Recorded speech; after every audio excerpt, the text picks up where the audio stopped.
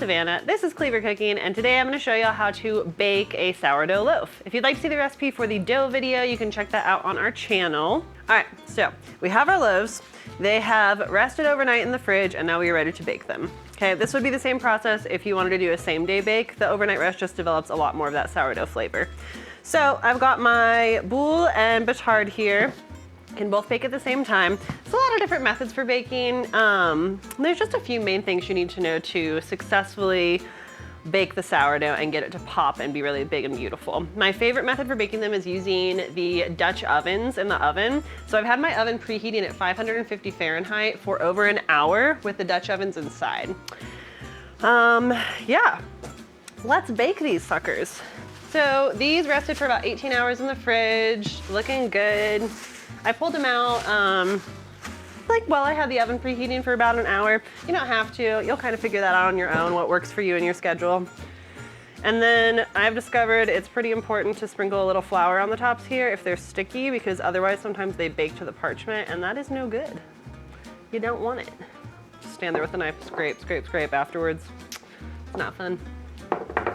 Okay, so this does not have to be exact.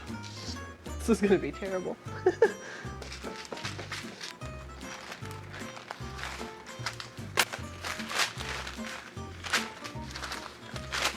I have another piece of parchment, please?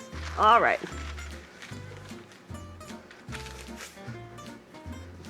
Such a simple concept, and yet here we are.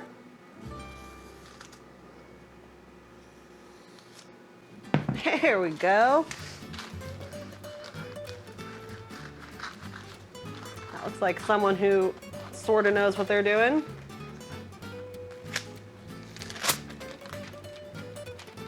Yeah, that'll work. And this one, we're just gonna trim off to about here. So now what we wanna do, I'm just gonna get these prepped here.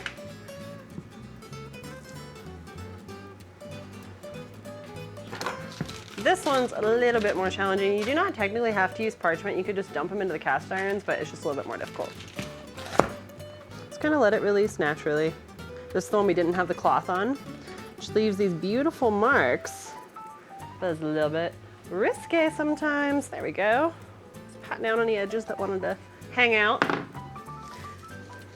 So then what I do is I have a little brush here, kind of a bread dedicated brush. And I get rid of any big chunks of flour because you don't really want to bite into that on your nice finished loaf. This one I'm actually going to leave entirely alone so it gives us those big beautiful swirls.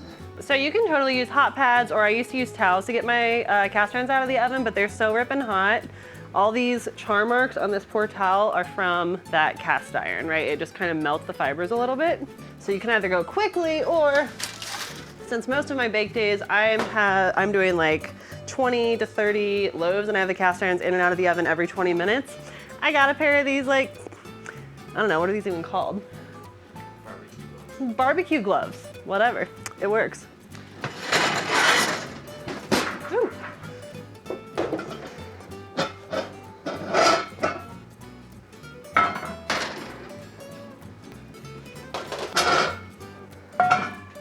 You're now gonna score these. I don't like to do it until I'm right ready to put it in because they kind of start to open a little bit. This is a lom. You can, before I had a lom, I just used a knife, but this definitely gives you a little bit more flexibility. And so scoring is very personal. You can kind of make your own designs with it. And a sharp lom, this one, the razor blade needs to be replaced, is definitely more beneficial than this. So when you're scoring, and you get bread that has like a big arching curve on the side of it, that's known as an ear. And so you get that big harsh ear and the big curves in there by holding your blade almost horizontally to the loaf. So you can decide what you like as far as your scores go. It's kind of fun. A lot of people do like these really pretty designs. You want to make sure that your scores are, for this kind of loaf at least, are fairly deep. Scoring is very necessary, otherwise the loaf's gonna take the path of least resistance when it opens and it's gonna balloon out the side. And we go 1, 2, and in. Shoop. This one, and do our classic score on here. Get it started.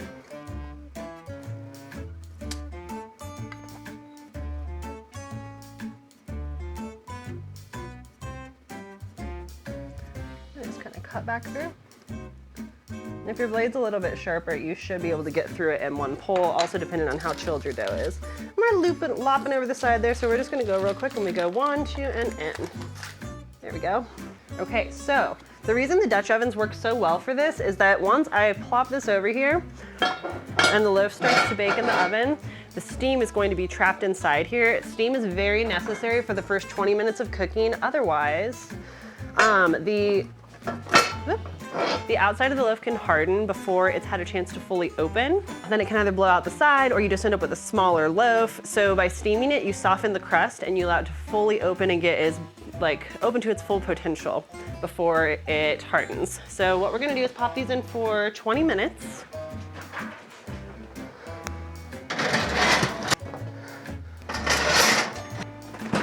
Okay, so in for 20 minutes, and I brought the oven from 550 down to 450. You want to anticipate all the heat that we've lost. You lose about 50 degrees every time you open your oven door. So right now we're right about 450. That's the perfect spot for it to cook. 20 minutes in, then we're gonna come back, and it's the funnest part. You get to take the cover off and see what kind of loaf you got. All right, it's been 20 minutes. Let's see what we got. All right, this is always the moment of truth. All right. Look at those. It's pretty lovely. Okay, so let's throw them back in. Lids off. Now we want the steam to go away, right? So that they can get fully brown and crispy on top. So yeah, let's throw them in and see you in 20. All right, it has been 20 minutes again. Don't mind my dough here. I've got to pop up tomorrow. And you know, when the dough's done, the dough is done. It doesn't care if you're shooting. Okay. That is lovely.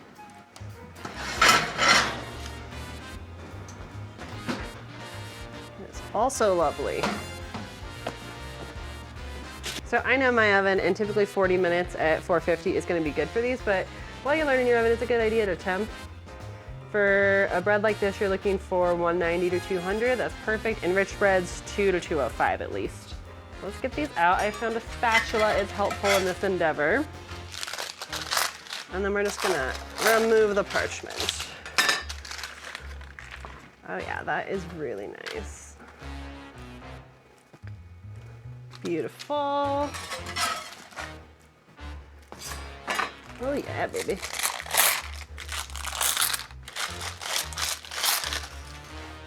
Okay, a couple things on these loaves. These look to me, this one particularly, even though they're the same batch, to be just a tad pushing the edge of overproofed. We did have them out after we pulled them for our previous video so we could shoot photos, and today we got going a little bit late, so they were in the fridge a little longer than 18 hours. But these are still beautiful. But what's telling me it's a little bit overproofed is just the fact that it didn't hold its shape quite as well, and the horizontal cut I did on the ear there, it didn't quite fold up, and instead we just got a little ridge, which some people prefer. I like the dramatic ear, that's just my style. This one, the reason it didn't loosen here is I didn't cut it quite cleanly or deeply enough on that side, so it didn't quite lift away, which caused the loaf to be a little bit lopsided. When I'm doing 30 in a row, you do want a level of consistency, but I honestly am a big fan of the unique aspects of the loaves when they come out. This is really cool looking to me. So yeah, that is it. That is how to bake sourdough bread. Thank you so much for watching. I am Savannah. This is Cleaver Cooking. You can find our bread production on capona.co. Let me know if you have any questions. This was super fun for me, and I'd love to talk with y'all more about bread. So hit that like button and subscribe.